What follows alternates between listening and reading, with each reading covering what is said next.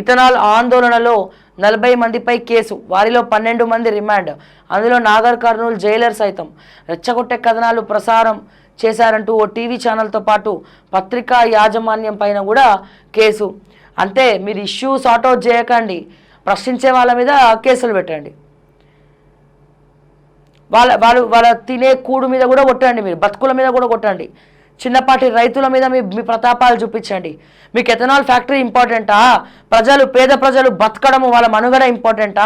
రైతులు బతకడం ఇంపార్టెంటా? మీకు ఏమి ఇంపార్టెంట్ అండి కాంగ్రెస్ ప్రభుత్వానికి? ఒకప్పుడు కాంగ్రెస్ అంటే సామాన్యుల హక్కులా ఉండేది, సామాన్యుల ఏమంటారు శ్వాసలాగా ఉండేది. ఇప్పుడు ఇప్పటి కాంగ్రెస్ దానికి విరుద్ధంగా పనిచేస్తుంది. అంటే పేదవాళ్ళు బతకద్దు కాంగ్రెస్ హయాంలో, సంక్షేమాలు రావు, రైతులు బతకద్దు, వాళ్ళని బెదిరించాలి, వాళ్ళ భూములు గుంజుకోవాలి, అన్నీ కూడా చేయాలి. అంటే ఇథనాల్ ఫ్యాక్టరీ తోటి కుమ్మక్కైంది ఆ ప్రభుత్వం. ఎవరిది ఇథనాల్ ఫ్యాక్టరీ? ఎవరితో సత్సంబంధాలు మెయింటైన్ చేస్తున్నారు? అక్కడ మరి పోలీసులు ఎందుకున్నట్టు? అక్కడ రైతులు పోయి కంప్లైంట్ ఇచ్చినప్పుడు ఇథనాల్ ఫ్యాక్టరీ గవర్నమెంట్ ఎందుకు పర్మిషన్ ఇచ్చింది? ఎందుకు మూసేయలేదు? మీరు అమ్ముడు పోయి బెల్లం చుట్టూ ఈగలు వాలినట్టు ఎథనాల్ ఫ్యాక్టరీ చుట్టూ మీరు వాలి అక్కడ పైసలు తీసుకొని కుమ్మక్కై సామాన్య రైతుల మీద కేసులు పెడతామంటే ఎవరు ఊరుకుంటారండి? తప్పు మీరు చేసి శిక్ష వాళ్ళకా? ఎన్నోసార్లు ఎన్నో కంప్లైంట్లు ఇచ్చారు వాళ్ళు, ఎన్నో రకాల కంప్లైంట్లు ఇచ్చారు, ఎన్నో కంప్లైంట్లు ఇచ్చారు. మరి మీరు ఎందుకు అప్పుడు గవర్నమెంట్ ఎందుకు యాక్షన్ తీసుకోలే? అంటే కట్టాలి, మీరు మొత్తం వాళ్ళని తొక్కేసి వాళ్ళ రక్తమాంశాలని పిండేసి వాళ్ళతో అర్పించి వాళ్ళ ఓపిక నశించిపోయిన తర్వాత వాళ్ళు వచ్చి ఫ్యాక్టరీని ముగిస్తే అప్పుడు ఫ్యాక్టరీ యాజమాన్యం మీద కేసు ఉండదు మీకు. ఎథనాల్ ఫ్యాక్టరీ ఎవడైతే నడుపుతున్నాడో పర్మిషన్ లేకుండా, ఎవడైతే అక్కడ వద్దంటే బలవంతంగా పెడుతున్నారో, దమ్ములు ఉంటే గవర్నమెంట్ వాళ్ళ మీద కేసులు పెట్టండి, సామాన్య రైతుల మీద కాదు, వాళ్ళ కళల మీద కాదు, వాళ్ళ బతుకుల మీద కాదు మీరు పెట్టాల్సినటువంటి కేసులు. ఎవరి మీద పెడుతున్నారు మీరు కేసులు? దేనికోసం పెడుతున్నారు మీరు కేసులు? లగచెర్ల ఇష్యూ తర్వాత కూడా ఇంకా బుద్ధి రాలేదా కాంగ్రెస్ గవర్నమెంట్కి ఈ విషయంలో? వాళ్ళని రెచ్చగొట్టేది మీరే, వాళ్ళు వద్దన పని చేసేది మీరే, వాళ్ళతో చర్చలు జరపరు, మాట్లాడరు, వాళ్ళ బాధలు తెలుసుకోరు, వాళ్ళు ఏం తెలుసుకోరు. ఇంకేమవుతుంది? మీరు ఏం తెలుసుకోకుండా వాళ్ళ ఆస్తులు కొట్టేస్తుంటే, వాళ్ళ పర్యావరణం మొత్తం మీరు ఖరాబ్ చేస్తూ ఉంటే వాళ్ళు ఇంతకన్నా వాళ్ళు ఏం చేయగలుగుతారు? తప్పు చేసిన ఎథనాల్ ఫ్యాక్టరీని వదిలేసి సామాన్యుల మీద కేసులు పెట్టడము, దాని గురించి చూపించినటువంటి యాజమాన్యాల మీద కేసులు పెట్టడము, జర్నలిస్టుల మీద కేసులు పెట్టడము. ఎన్ని రోజులు పెడతారు కేసులు? ఒక ఏడాది, 2వ ఏడాది, 3వ ఏడాది. జమిలీ ఎన్నికలు వచ్చినాయంటే ఎవరు ఎక్కడ పోతారో తెలియదు, ఎక్కడ దొంగలు అక్కడ కప్చుప్ అంతే. మా అంటే 2 ఏళ్ళు 3 ఏళ్ళు కేసులు పెడితే ఏమవుతుంది? కోర్టులో కొట్లాడతాం, బెయిల్ చేస్తారు, బయటకు వస్తారు. కానీ పరువు పోయేది ఎవరు? తర్వాత ఎవరి పరువు పోతుంది? ఇక్కడ కాంగ్రెస్ పార్టీ పరువు పోతుంది కాదు, పోయింది. ఎవరి పరువు పోతుంది? ఇదంతా కూడా మీరు చేసే ఒక్కొక్క పని, ఒక్కొక్క ఓటుకు మీకు స్వయం కృపారాధం అంటారు చూసినారా, ఒక్కొక్క ఓటుని మీరు కాటేసుకోవడమే.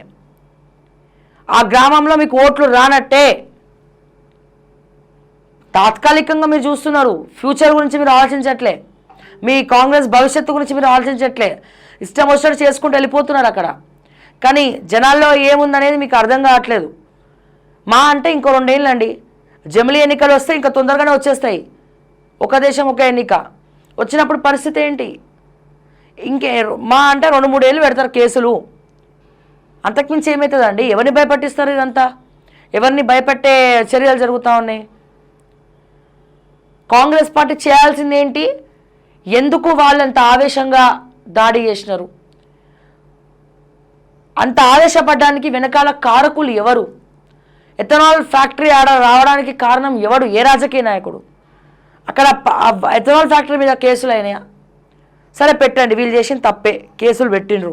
మరి ఫ్యాక్టరీ యాజమాన్యం కూడా మీరు పెట్టండి కేసులు, వాళ్ళ మీద కూడా పెట్టండి, వాళ్ళని కూడా తీసుకెళ్ళి బొక్కలేయండి. All are equal in the eyes of law కదా. మరి ఎట్లనైతే ఈ పేదోళ్ళ మీద కొట్టిరో, గ్రామస్తుల మీద మీరు కేసులు పెట్టినరో, అట్లనే మీరు ఎథనాల్ ఫ్యాక్టరీ యాజమాన్యం మీద కూడా కేసు పెట్టాలి. ఇప్పుడు ఎందుకు పెట్టారు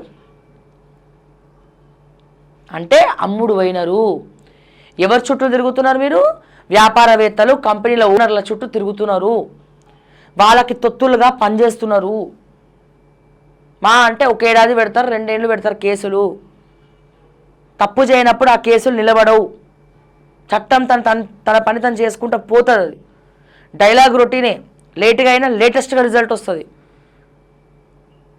కాకపోతే కావాల్సింది ఏంది? ధైర్యం, ఓపిక.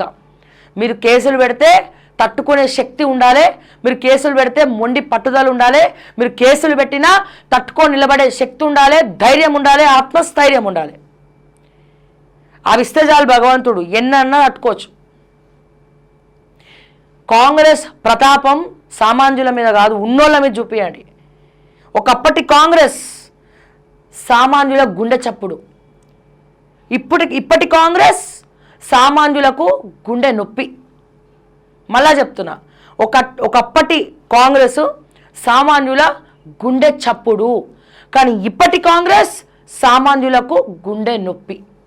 సో దీంతో మీ గ్రాఫ్ ఎట్లా ఉంది? సామాన్యులని ఎట్లా మీరు ఇబ్బందులు పెడుతున్నారు?